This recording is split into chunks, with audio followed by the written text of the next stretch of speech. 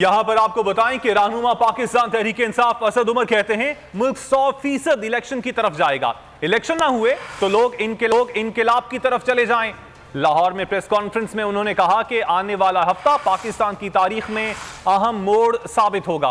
हुकूमत के जुल्म और जबर की कोई मिसाल नहीं मिलती। इमरान खान अदालत जाते हैं, इनके घर पर हमला किया जाता है। अजहर मशवानी को अगवा हुए 3 दिन हो गए। तो नजर आ रहा है सामने लिखा हुआ है जुल्म मिटने के लिए 2 चीजों से मिटेगा भाई। एक, अदल की कुर्सी पे जो लोग बैठते हैं ना, वो अदल के हिसाब से फैसले करने लगे। दूसरा, कौम निकल खड़ी हो जुल्म के खिलाफ, तो जुल्म खत्म हो जाएगा। या इन दोनों में से कोई एक चीज हो जाए या दोनों हो जाए। अगर 420 का मुकदमा था, उस वक्त अदलिया में जो लोग बैठे हुए केस देख रहे थे, वो पूछते ना यार चीट हुआ कौन है। जब उनको दिखता कोई चीट नहीं हुआ, केस खत्म कर देते। तो जालिम जुल्म कर ही नहीं पाता।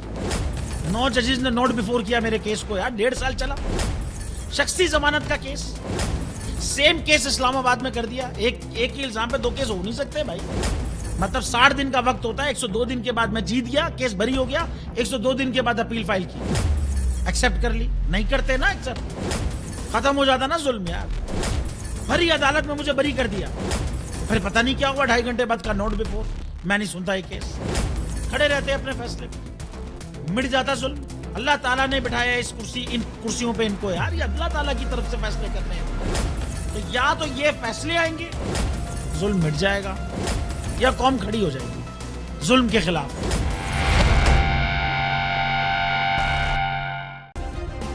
सब्सक्राइब करें और बेल दबाएं ताकि कोई खबर रह न जाए।